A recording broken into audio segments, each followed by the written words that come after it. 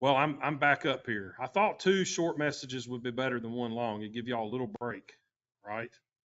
And it was a little break. We probably should have had a song between two, but I don't have another joke, okay? But hopefully the topic that we just covered, hopefully that was beneficial to you in some way, and hopefully you'll kind of see somewhat of the connection of what we're going to talk about now, or what I'm going to talk about now, or maybe I've just done a poor job with the whole thing. But we'll go onto that. So I'm going to open up today with a little bit of a confession, okay? And I don't know, y'all may look at me after I tell you this, and y'all may think I'm a really bad person, but I'm going to tell you this. Have you ever been around someone that is just like always positive? They're always in a good mood. They're always encouraging others. Like if somebody's going through something, they're like, "Hey, you can do it," or they're just, you know, I mean, this person is the first person to volunteer for any assignment. If we say, "Hey, we need somebody," I'll do it. And it's cleaning the dumpster. It doesn't matter what it is. This person is just overflowing with, I guess what you would say is joy or happiness or whatever. Just they want to help. And I've been around people like this before. It doesn't happen every day by no means, but I've been around people like this before. And when I usually meet someone like this, I don't like them. That's my confession. I don't like them. And maybe that makes me weird. Okay. But I don't like them. I don't care for them. Initially, I'm like, ugh, I'm kind of turned off by it. And I know that sounds terrible, but am I the only one that thinks that way? Or does everybody else have a little bit of that in them? Or am I just completely on an island up here? Does everybody kind of agree with that? Okay. I wonder why I'm like that sometimes. Now, normally when I meet somebody like that and I find myself going, they're right here, and I'm kind of like, yeah, I just kind of want to get away from them. If they're just, happy, And I'm not talking about when you're at Disney World or something and you're happy. You're in that place of happiness, or maybe you're having your birthday party, or I'm not talking about that. I'm talking about this person is, you know, when they walk in the office in the morning, they're like, "Hey, how are you doing?" They're just 24/7. And you know, whenever I meet somebody like that, I don't, like I said, I kind of get away from them. And then I could be wrong, but I think it's my gut that tells me that it's too good to be true. Okay. And that, in other words, I usually perceive this person as a fake, or someone that's highly medicated. So it's one of those, it's one of those things. I'm like, nah, nobody's ever that happy. Okay. Something's not right here. I told you it's a confession. And you might look at me a little different. And I mean, who is this person? Right? Right? I mean, who is this person? And I know recently we went and saw the cartoon Inside Out, where it's dealing with, like, it's a cartoon and it's showing all the different emotions in a person's head.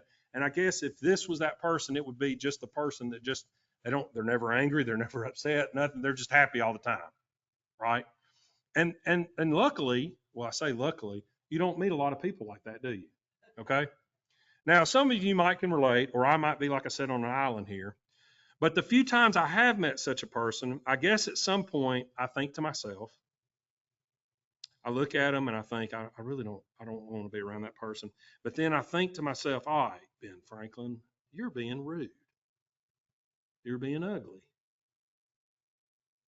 And I think to myself, and I'm like, maybe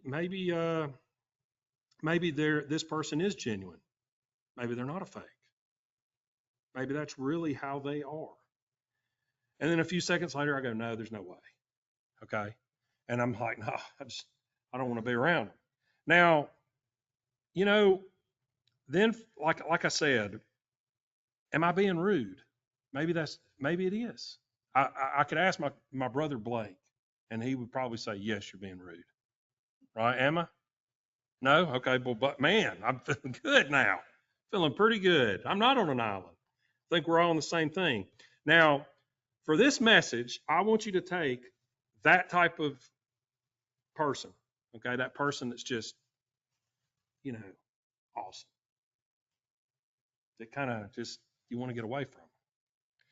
And look at the spiritual side of this as an example.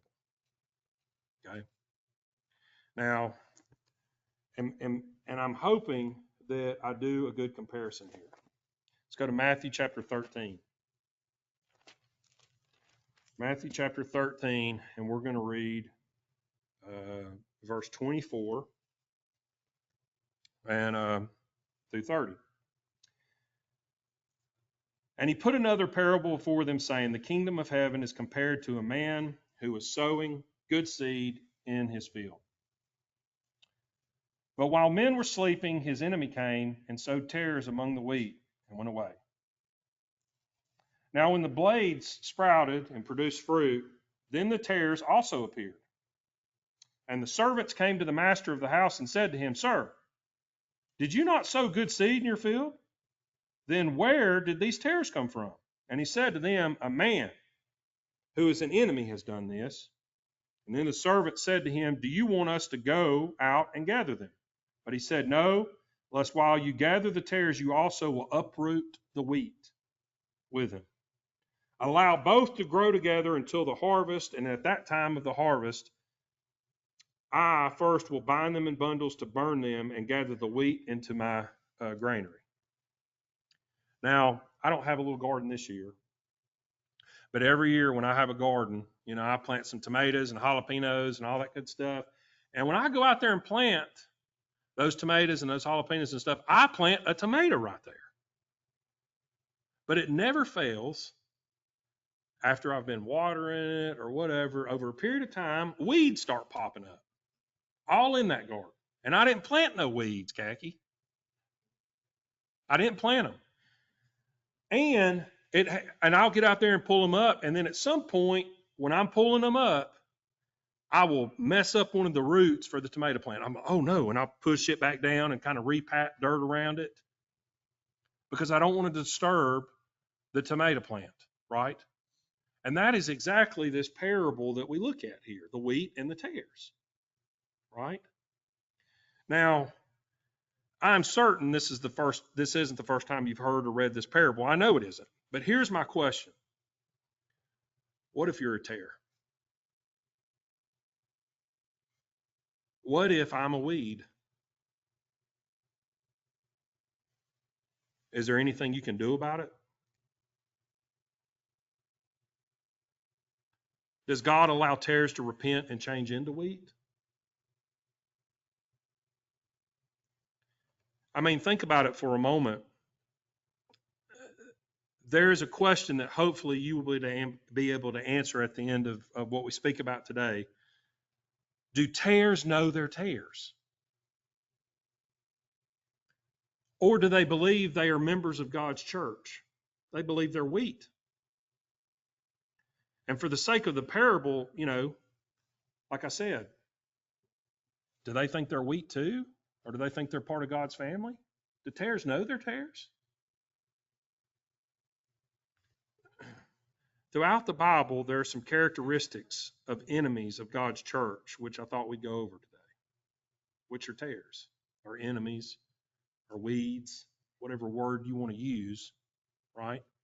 Now, say, do tares know their tares? Do wheat know their wheat?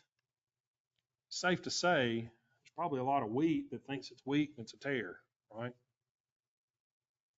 But how many of us ever think we're a tare, right? Obviously, you don't want to think that. You don't want to be a tare, right? You want to be a fruitful part of God's kingdom. And, I wrote down some verses here. Let's go to 2 Peter. 2 Peter chapter 2. 2 Peter chapter 2. And read verses 1 through 2. It says, but there were also false prophets among the people. There are false prophets among the people. Can you believe that? And this was going on back then too. There was false ministers back then, and guess what? There's false ministers today. And I know today a lot of people will point the fingers at some of these ministers that ride around in private jets and stuff like that. Guess what? That ain't nothing new. There was false ministers back then. And I'm not saying just because a minister rides around in a private jet, he's a false minister. There's other things that you need to look at. But I'm just saying they were then and they are now, right? But there are false prophets among the people, as indeed there will be false teachers among you, who will stealthily introduce destructive heresies, personally denying the Lord who bought them, and bringing swift destruction upon themselves. And many people will follow as authoritative their destructive ways, and because of them, the way of the truth will be blasphemed. There's false ministers, you know. And the reason why I bring that up is because it's possible for a tare to be a minister. It's possible for a tare to be a prophet, right?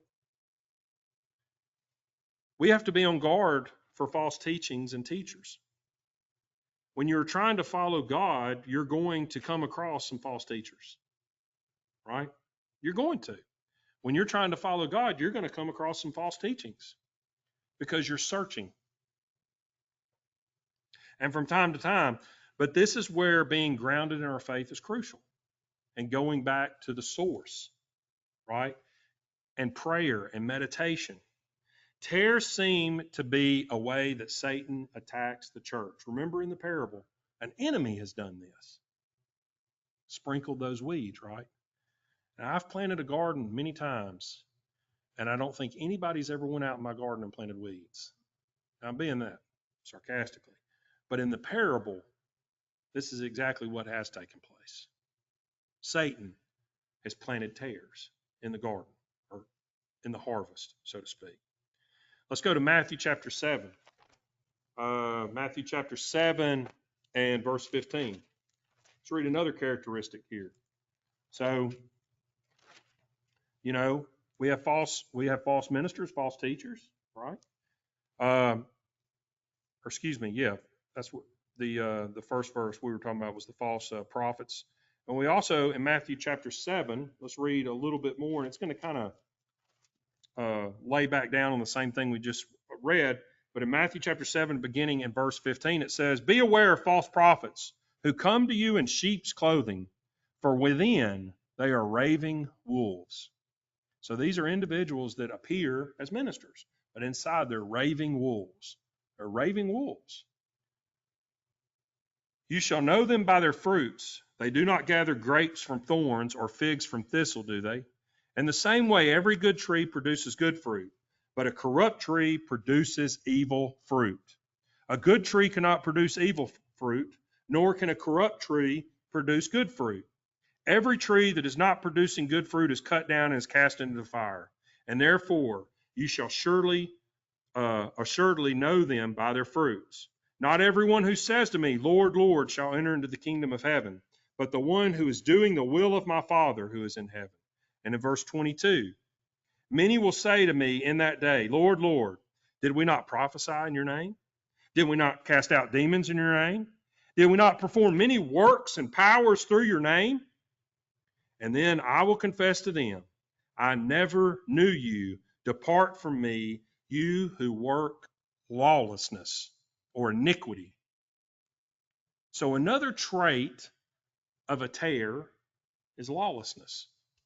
And we're not talking about running stop signs, right? Although you shouldn't run stop signs.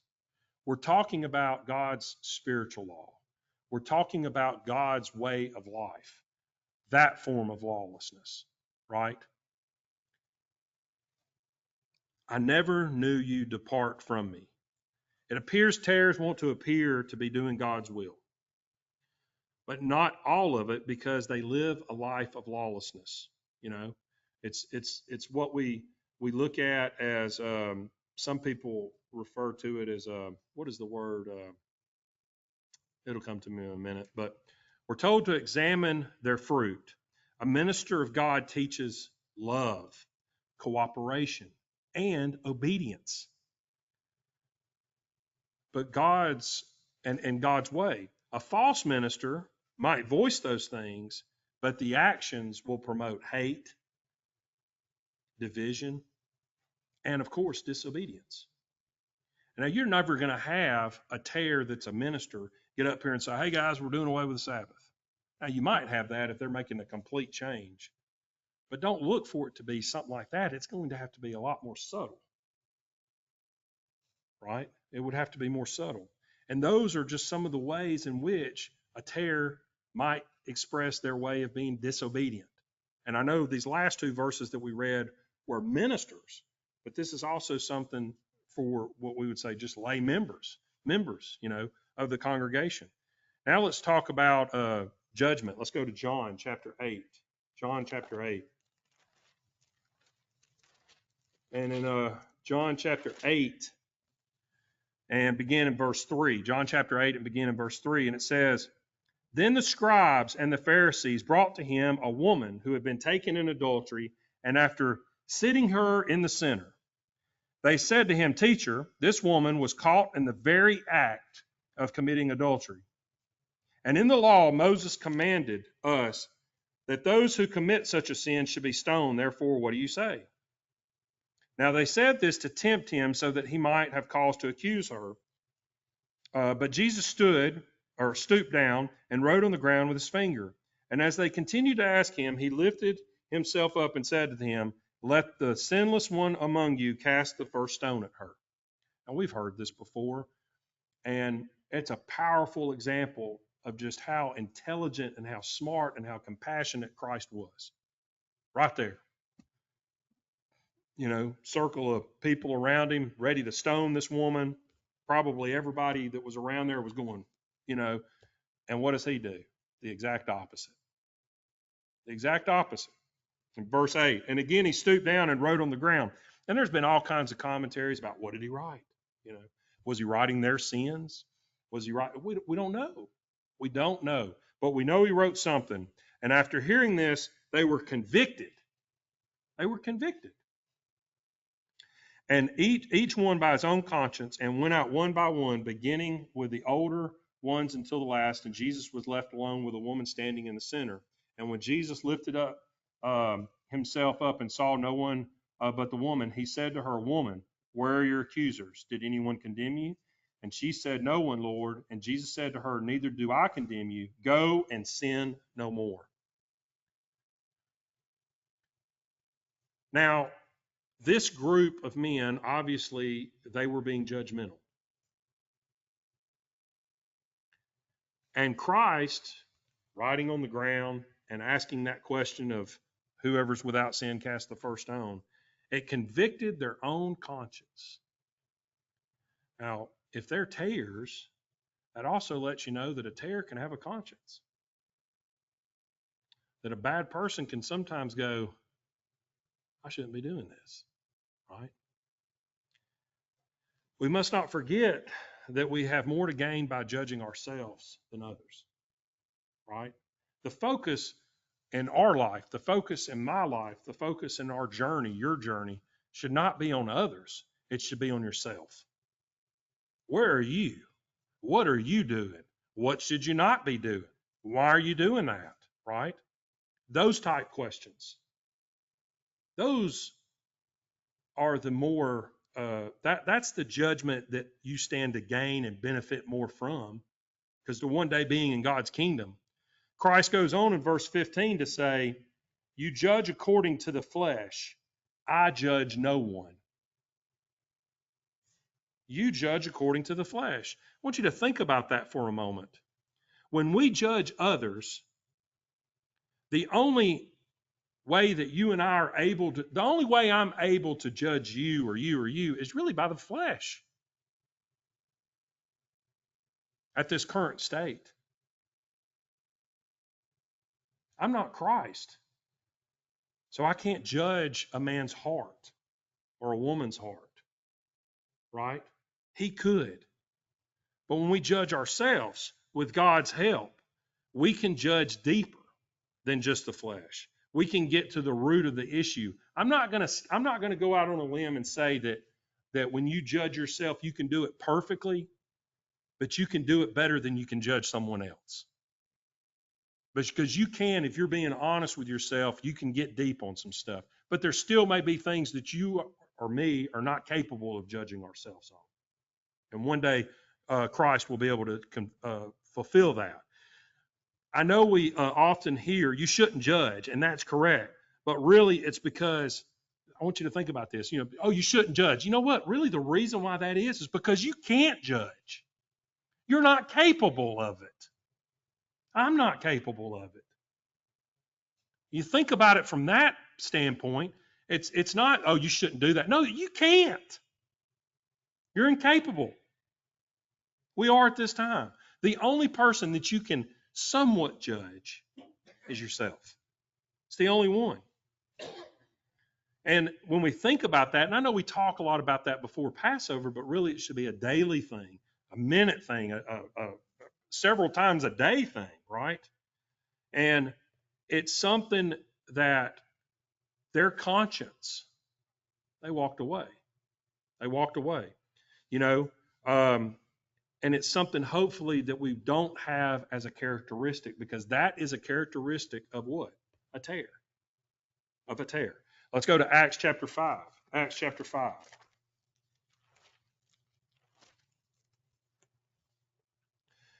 In Acts chapter 5, we're just going to read a few scriptures here, but it says, now a certain man named Ananias with his wife, oh, and I love all these names, sold a possession, Sapphira, I'm attempting, and kept back part of the price for himself. His wife, also being aware of it, brought a certain portion and laid it at the apostles' feet. But Peter said, Ananias, why did Satan fill your heart to lie to the Holy Spirit and to keep back part of the price of the estate? So what we see here is Ananias, he didn't steal all the money, but he didn't give all the money. If you're at a casino, they'd say he skimmed a little off the top, right? If you watch the old movie Casino, they talked about, look, you're going to expect some of that money to get stolen when they're counting, right? That's just part of doing business. Well, that's not part of doing business with God. And the apostles called him out on it. And we look here, he wanted to appear righteous, but it was just for show. In other words, they took the money up there, but there should have been some more money. There should have been some more money. And the question is, you could look at it, a thief, or you could look at it as a pretender, putting on a show, fake. Being a Christian isn't a performance. It should be a way of life, right? It should be a way of life. And it's something that you and I hopefully are getting better at as we grow older and we get more mature and we get more experience. We are going to be tempted in various situations through our life. There's no doubt about it. We're going to be tempted. And when these trials happen, we must lean on the teachings of God, not our own understanding. Because if you lean on your own understanding, you do what Ananias did. You say, man, you know what? Let's go ahead and give that, but put that in your pocket. We'll keep that for a rainy day. And you see, a person might say, yeah, that makes sense. Yeah. Right? That's why we can't lean on our understanding, because we're in the flesh. And the flesh, when we can come up with a lot of, the reason why I did that is because, it was wrong. Well, yeah, but the reason why I did it, it was wrong. And that's a lot easier said than done. And we all fall short in this area. But it's something we need to be aware of and growing at. Our own understanding will lead us to various loopholes and shortcuts, right? It will. It'll lead us. And that leads us away from God's way. It leads us away from the truth. Okay? Sometimes you got to do it the old-fashioned way. You can put shaving cream on your face and you can shave, or you can go buy a can of this stuff that you rub on your face and makes your hair fall out. Right? There's shortcuts there. That was a little punch at somebody. Anyway, now let's talk about another trait, and that's arrogance. 2 Corinthians chapter 11. Arrogant. 2 Corinthians chapter 11, and we're going to read in verse 14. And it says, And is no marvel for Satan himself to transform himself into an angel of light. Therefore, it is no great thing if his servants also transfer themselves as ministers of righteousness, whose end shall be according to their works. Satan is able to appear as a righteous being, but he's not. He's able to appear as an angel of light. And you got to think about the arrogance that a person has when they try to play the part of something that they're not. Especially a minister or an angel of light or a teacher of righteousness. Let's go to Matthew chapter 23. Matthew chapter 23 and verse 2.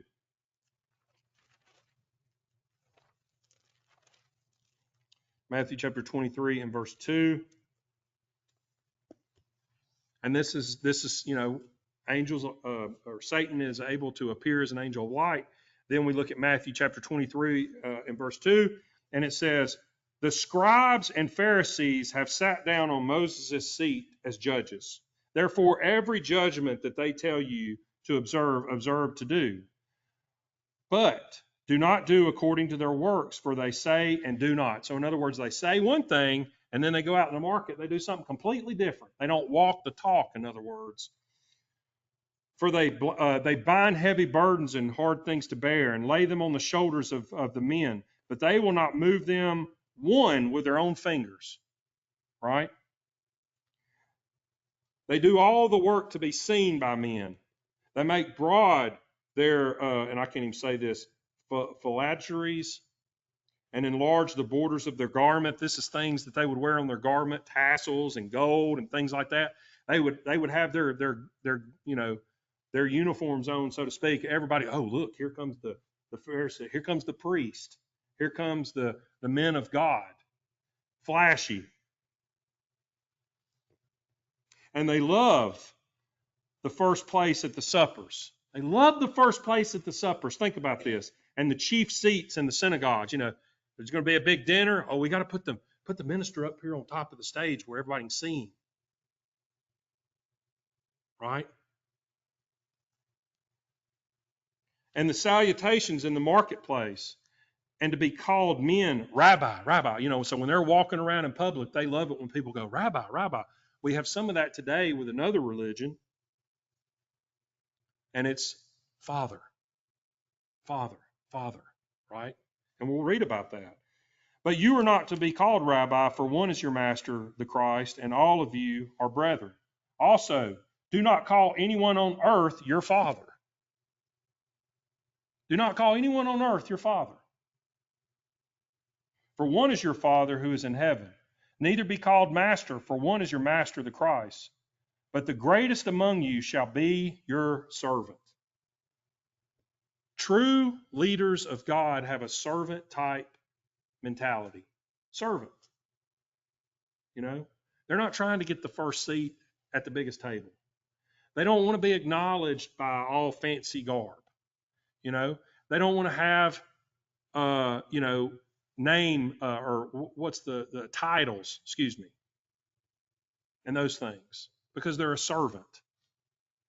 But yet what we see here is that puffing up, that arrogance. And it's the same thing that Christ had a conversation with his apostles on the night in which he was betrayed. What did he say? That's not going to be like that way with you, right? They were fighting over what? Who was going to seat beside. And here he was about to give his life. And that's not really the type of attitude we should have. Let's look at Paul. Let's go to the book of Acts. Acts chapter 8 and verse 1. Acts chapter 8 and verse 1. And Paul as an example, because one of the questions I asked was, can a tare become wheat? Can a tare become a follower of Christ? Can they change? Can they convert? Well, look at Paul. Acts chapter 8 and verse 1. Now, we also know that what had to happen? God has to call. God has to call. So in Acts chapter 8 and verse 1, what do we see here? It says, "Now Saul," and understand this, Paul, who we call Paul before he was Paul, he was called Saul. And so in chapter 1, it says, "Now Saul had consented to killing him. And that day of great persecution arose against the church that was in Jerusalem, and all the believers were scattered throughout the countries of Judea, Samaria, except the apostles. And devout men buried Stephen and made great lamentation over him. But Saul was ravaging the church. In other words, Saul was killing. His purpose was to destroy the church. And in dragging out men and women and delivering them up into prison, he was finding out he was going to stomp down this sect of Judaism. And that's what Christianity originally was. It was a sect of Judaism. It was the Jewish people that accepted that Christ was the Messiah. And Saul was not going to have any part of it. And he was doing his part. And let me tell you something. He was, thought he was doing the work of God. And he sat there and watched them kill Stephen, one of God's apostles. Watched him be stoned. And God decided to use him. God decided to use Paul, or Saul, changed his name to Paul. Let's go over to the book of Galatians, Galatians chapter 1. Galatians chapter 1 and verse 13. And this is Paul, who was Saul. This is him speaking. And what does he say? And you think about that, you can learn a lot from Paul, because he had to live with that burden. Because what he thought he was doing was right. And now looking back, he was like, oh man, I have sinned. And what does he say here in verse 13? For you heard of my former conduct when I was in Judaism, how I was excessively persecuting the church of God and was destroying it. This is his own words. And I was advancing in Judaism. What does that mean? He was moving up the ranks. He was moving up the ranks, power, prestige, position, beyond many for my contemporaries in my own nation, being more abundantly zealous for the traditions of my fathers. In other words, out of the ones that were getting the job done, he was doing it. He was stomping out this sect of Christianity, and he was moving up the ranks. And in verse 15, but when it pleased God, who selected me from my mother's womb and called me by his grace to reveal his own Son to me, in order that I might preach him as the gospel among the Gentiles, I did not immediately confer with the flesh and the blood.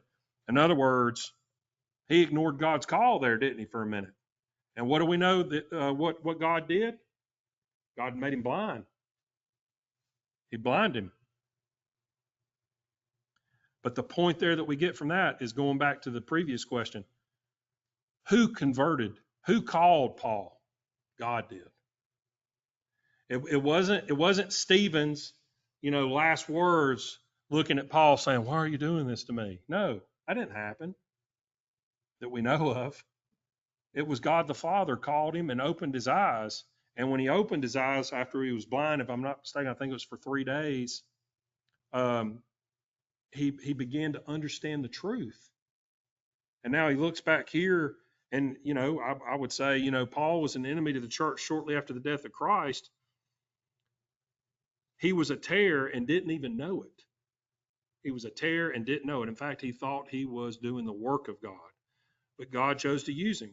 And that should be encouraging to us, because we can be on the wrong side and God can still use us. He can make things happen for us. Let's go over to Revelation chapter 12 and verse 9. Revelation chapter 12 and verse 9. And this is a verse that we never need to forget, because it is very important. And it just simply states, and the great dragon was cast out, that ancient serpent who is called the devil and Satan, who is deceiving the whole world. He was cast down to the earth, and his angels were cast down with him. Satan is deceiving the entire world, and you and I are in this world. So there's some of that deception that you and I have. And there's some of that deception in this whole, it covers everywhere. And so we never need to forget that. Satan's very good at what he does. So, going back to my original question, what if you're a tare? What if I'm a tare? If you identify with any of these characteristics, if you're honestly judging yourself, if you're honestly looking at the man in the mirror, so to speak, and you're judgmental, or you're arrogant, or you're a person that's, you like position and power, you identify with some of these things, and I didn't go over all of them, there's many more, then it might be a cause for you to go to God in prayer and try to correct those things. You know, throughout the Bible, the tares, you know, it's there's a lot of different examples of the enemies of God and how in which they attack God's church. Remember, it's in our best interest to judge ourselves. It really is. If we judge ourselves, man, it's a huge opportunity because, you know, God sees that we're genuinely trying. Now, I want to be clear. I'm not saying that anyone in here is a tare, but I'm also not saying that anyone in here is wheat. So it goes both ways, doesn't it? I honestly don't know. God requires us to examine ourselves, and you find yourself to be practicing or acting like a tare, well, it may be time to go to God in prayer and ask for help. You know, for the sake of time, we don't have to turn there, but in Psalms chapter 51, verses 1 through 19, there's a great prayer that you can read. Psalms chapter 51, verses 1 through 19. And remember, you know, God is writing his laws on our hearts. And we have an obligation to do our due diligence to clean our temple as we move through this life in preparation to one day be a son or daughter of God the Father, right? So what's the answer? What's the answer? Do tares know they are tares, or do they think they're part of the wheat? That was my question originally. Do tares know they're tares, or do they think they're part of the wheat? I can only tell you what I think. The conclusion I came to is that tares don't know they're tares. Tares don't know they're tares. But a tare typically believes that they're better than the wheat. Think about that. A tare doesn't know they're tare, but a tare also believes they're better than the wheat. That's another characteristic. They think they're different. They think they're better than their brothers and sisters. What do you think?